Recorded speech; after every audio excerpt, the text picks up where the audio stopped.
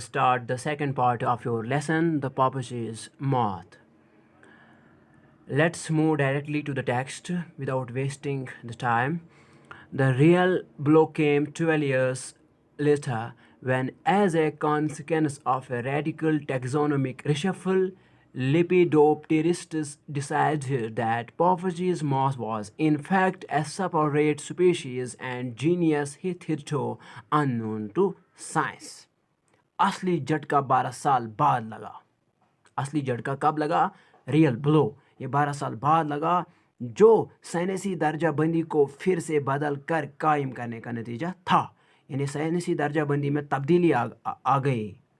तो फिर क्या हुआ? Lepidopterists decided that Porphyry's moth was in fact a separate species and genus hitherto unknown to science. जब माहिर साइंसदानों का ये फैसला आया कि पापाजी वाला माथ बेशक एक अलग नस्ल का पतंगा था, एक अलग नस्ल का कीड़ा का परवाना था और एक ऐसी जिनस थी जिसका अभी तक साइंस को पता नहीं था. हिथेरटो अब तक अननोन टू साइंस, साइंस को अभी तक पता नहीं था. यानी ये बिल्कुल एक नई खोज थी, ये बिल्कुल ये एक नई डिस्कवरी थी. तो ये पापाजी के लिए एक बहुत बड़ा झटका था. By then of course Papaji had retired and moved to आर्मेनियम. तब तक पापाजी रिटायर हो चुका था और आर्मेनियम जाकर रहने लगा था. It was too late for him to assert his claim to the discovery.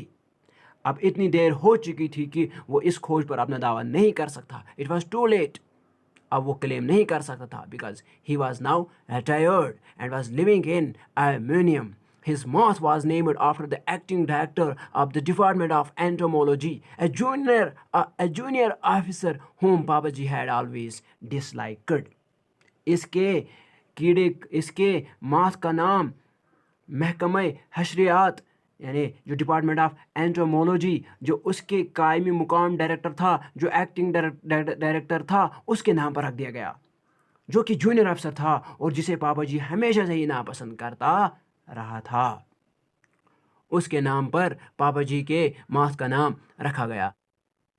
In the years to come, even though he had been ill-humored long before he discovered the moth, Papaji's moth was held responsible for his black moods and sudden bouts of temper. In the years to come, आने वाले सालों में, even though he had been ill-humored long before he discovered the moth, उसका मिजाज बदमिजाज रहा था. उसका मिजाज उससे पहले ही बदमिजाज रहा था. यानी इस डिस्कवरी से पहले ही, बिफोर ही डिस्कवर द माथ, उस माथ को डिस्कवर करने से पहले ही उसका मिजाज कुछ अच्छा नहीं रहता था. उसका मिजाज कुछ अच्छा नहीं था, अच्छा खासा नहीं था. तब भी पापाजी's माथ was held responsible for his black moods and sudden bouts of temper. लेकिन उसके गुस्से और अचानक भड़क उठने के लिए पापाजी के माथ को ही जिम्मेदार माना जाता था. यानी उसके जो मूड, जो गुस्सा उसे आता था, जो वो अचानक भड़क उठता था, उसके लिए पापाजी's माथ को ही जिम्मेदार माना जाता था. It's pernicious ghost, grey, furry, and with unusually dense dorsal tufts haunted every house that he ever lived in. उस माथ के खौफनाक बोरे रेशेदार पिछले हिस्सों वाले गैर मामूली गच्छों का तस्वर हर उस घर में घूमता रहता जहां वो कभी रहा करता था. यानी हर उस घर को उसके रेशेदार पिछले हिस्से वाले गैर मामूली गच्छों ने हॉन्ट किया था. It tormented him and his children's children. इसके बच्चों के बच्चों को इससे ये इज्जत देता रहता. Until the day he died, even in the stifling Armenian heat, every single day Papaji wore a well-dressed three-piece suit and his gold pocket watch. उस दिन तक जब उसकी मौत हुई, आर्मेनियम के दम घुटने वाले गर्मी के दिनों में भी पापाजी हर रोज साफ सुथरा 3-piece सूट पहना करता और अपने सोने की जेबी घड़ी को भी पहना करता था. मरते दम तक ये पहना करता था. On his dressing table, next to his cologne and silver hair brush, he kept a picture of himself as a young man with his hair slicked down. Taken in a photographer's studio in Vienna, where he had done the 6-month diploma course that had qualified him to apply for the post of imperial entomologist. On his dressing table, उसके dressing table के ऊपर एक अतर वाली शीशी पड़ी होती, clone का मतलब है अतर वाली शीशी वहाँ पे पड़ी होती, एंड सिल्वर हेयर ब्रश और क्या चांदी की कंघी वहाँ पर पड़ी होती थी. उसके आसपास ही नेक्स्ट टू हिज, उसके आसपास ही kept a picture of himself as a young man. उसके आसपास ही इसने अपनी जवानी के दिनों वाला एक फ़ोटो रखा होता जिसमें इसने अपने बाल तीर लगाकर चिपका रखे थे. With his hair slicked down, taken in a photographer studio in Vienna. और इसका ये फोटो वीना के एक फोटोग्राफर के स्टूडियो में लिया गया था. Where he had done the 6-month diploma course that had qualified him to apply for the post of imperial entomologist. जहाँ इसने 6 महीने का डिप्लोमा कोर्स किया था, जिसकी वजह से वो इम्पीरियल एंटोमोलॉजिस्ट के ओहदे के लिए अर्जी देने के काबिल हो गया था, यानी एप्लीकेशन फॉर्म भरने के लिए, अप्लाई करने के लिए काबिल हो गया था इसी डिप्लोमा कोर्स की वजह से. It was during those few months they spent in Vienna that Mamaji took her first lessons on violin. इन्हीं कुछ महीनों के दौरान मामाजी ने वायलिन बजाने में अपनी शुरुआती सबक लिए थे, यानी वो वायलिन बजाना सीख रही थी. The lessons were abruptly discontinued when Mamaji's teacher, Lansky Tiefenthal, made the mistake of telling Papaji that his wife was exceptionally talented and, in his opinion, potentially concert class. लेकिन इन असबाब को एकदम अचानक बंद कर दिया गया. इन लेसन्स को अचानक बंद कर दिया गया. क्यों? जब मामाजी के उस्ताद ने, जिसका नाम लाइसेंकी टाइफेंथॉल ने, पापा जी को ये बताने की गलती कर दी कि उसकी बीवी गैर मामूली काबिलियत रखती थी और उसके ख्याल में उसे कंसर्ट क्लास को अटेंड करना चाहिए था. वो काबिलियत रखती थी. तो जब ये पापा जी ने सुना तो उसके क्लासेस डिस्कनेक्ट कर दिए गए. Mama ji pasted in the family photograph album the clipping from the Indian Express that reported Papa ji's death. It set, मामा जी ने कुंबे की फोटो एल्बम में इंडियन एक्सप्रेस में से एक पेपर कटिंग लेकर चिपका दी जिसमें पापा जी की मौत की खबर छपी हुई थी. उसमें लिखा था, noted entomologist Sherry Benan John F., son of late Rev.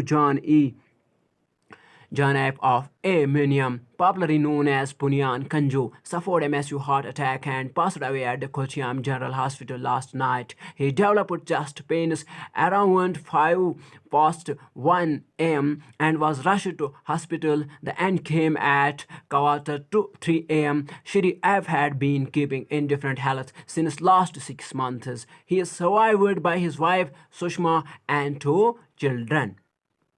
तो ये पेपर कटिंग थी, इसमें ये सब कुछ लिखा गया, रिपोर्ट किया गया था, इसमें ये खबर छपी हुई थी. At Papaji's funeral, Mamaji cried and her contact lenses slid around in her eyes.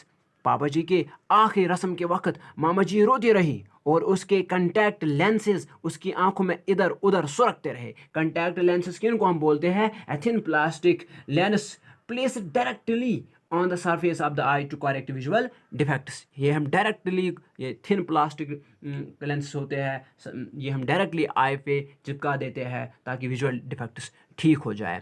Ummu told the twins that Mamaji was crying more because she was used to him than because she loved him.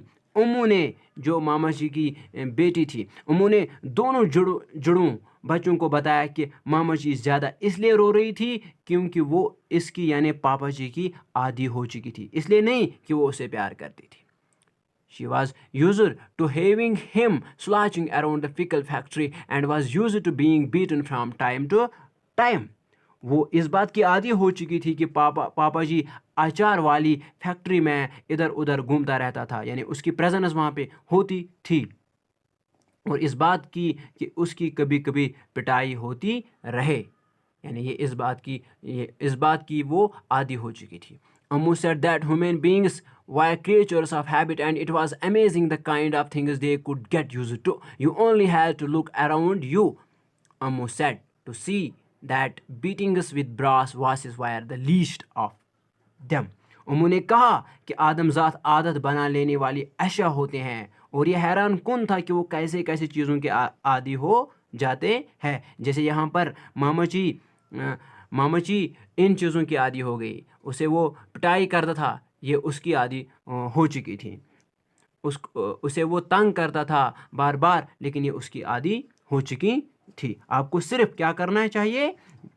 You only have to look around you. आपको सिर्फ अपने इर्द गिर्द देखने की ज़रूरत होती है. अम्मू सेड, अम्मू ने कहा, to see that beatings with brass vases were the least of them. Ammu ने कहा ये देखने के लिए कि पीतल के फूल दान से होने वाली पिटाइयाँ इन चीज़ों में सबसे मामूली बात होती है. जब आप अपने इर्द गिर्द की तरफ देखते हो तो फिर आप उसके आदी बन जाते हो. तो इस तरह आपका जो ये लेसन पापा जी इज़ माथ, ये इसकी जो ट्रांसलेशन है वो कंप्लीट हो गई है. Wishing you all the very very best.